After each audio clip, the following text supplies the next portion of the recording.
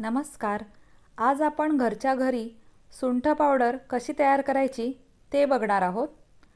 सुंठ powder ही आपल्याला रोजच उपयोगात येते.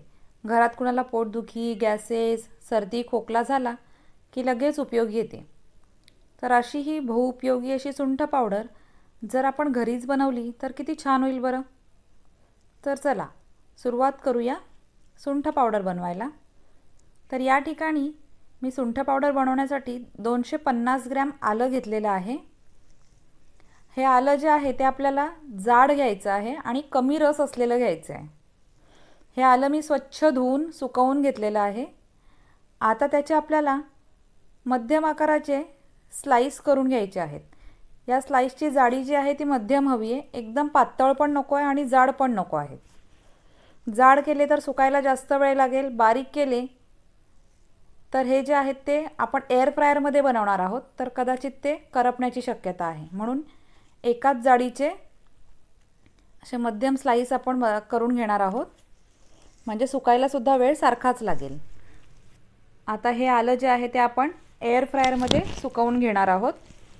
एअर फ्रायर म्हणजे एकदम सोपी पद्धत आहे आणि त्याच्याने वेळसुद्धा खूप कमी लागतो. तसं हे आलं जर तुम्हाला उन्हामध्ये सुकवायचं असेल तर सेम याच पद्धतीने छोटे छोटे काप करून आपल्याला ते उन्हात वाळवून घ्यायचे आहेत. त्यासाठी आपल्याला 5-6 दिवस लागतील. एकदम कडक वाळवून घ्यायचे आहेत. पण हेच काम आपलं एअर फ्रायरमध्ये अगदी सोपं होतं. हे बघा, इथे एअर फ्रायर मी 15 मिनिटांसाठी 180 डिग्री सेल्सिअसला सेट केलेलं आहे टेम्परेचर. आणि आता त्यामध्ये सुकवून घेणार आहोत. एअर फ्रायरमुळे आपलं काम खूपच सोपं होतं. हे बघा, 15 मिनिटांनंतर मी चेक केलं आहे तर 50% आलं आपलं आता सुकलेलं आहे. म्हणजे याला अजून काही वेळ आपल्याला एअर फ्रायरमध्ये ठेवावं लागणार आहे. मी आता पुन्हा 15 मिनिटासाठी एअर फ्रायर 180 डिग्रीवर सेट केलेलं आहे. पण याच्या मध्ये मध्ये तुम्हाला ते चेक करावं लागणार आहे. मी 7 मिनिटांवर एकदा चेक केलं होतं आणि आलं जे आहे ते हलवून घेतलं होतं थोडं वर खाली करून. हे बघा, आता 15 मिनिटांनंतर हे असं पूर्णपणे सुकलेलं आहे. एकदम कुरकुरीत झालेलं आहे आलं. म्हणजे एकूण याला सुकायला अर्धा तास लागलेला आहे. आता हे पूर्ण थंड करून घ्यायचं आहे आपल्याला. ते पूर्ण थंड झाल्यावर आपल्याला मिक्सरमधून बारीक करून घ्यायचं आहे. याच पद्धतीने तुम्ही उन्हाळ्याच्या दिवसांमध्ये आलं जे आहे ते उन्हात सुकवून घेऊ शकता. ज्यांच्याकडे एअर फ्रायर नसेल त्यांनी उन्हाळ्याच्या दिवसांमध्येच आपल्याला हवं तेवढं आलं सुकवून त्याची पावडर करून हवाबंद डब्यात ठेवून द्या. वर्षभर ही पावडर अगदी चांगली राहते. या ठिकाणी आपण मिक्सरमधून याची बारीक पावडर तयार करून घेणार आहोत.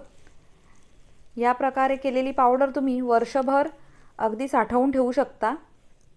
उन्हाळ्याच्या दिवसांमध्येच तुम्ही आपल्याला हवं तेवढं आलं सुकवून त्याची पावडर करून हवाबंद डब्यात स्टोअर करून ठेवा.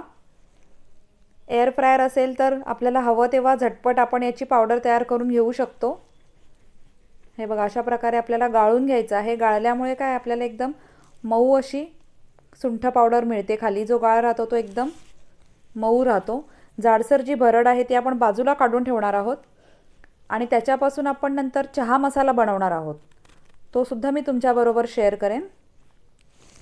जर ही सोपी आणि झटपट पद्धत तुम्हाला आवडली असेल तर अशाच घरगुती टिप्स आणि हेल्दी रेसिपीसाठी आपल्या चॅनलला सबस्क्राईब करा, व्हिडिओला लाईक करा आणि शेअर करायला विसरू नका. पुन्हा भेटूया नव्या रेसिपीसह. धन्यवाद.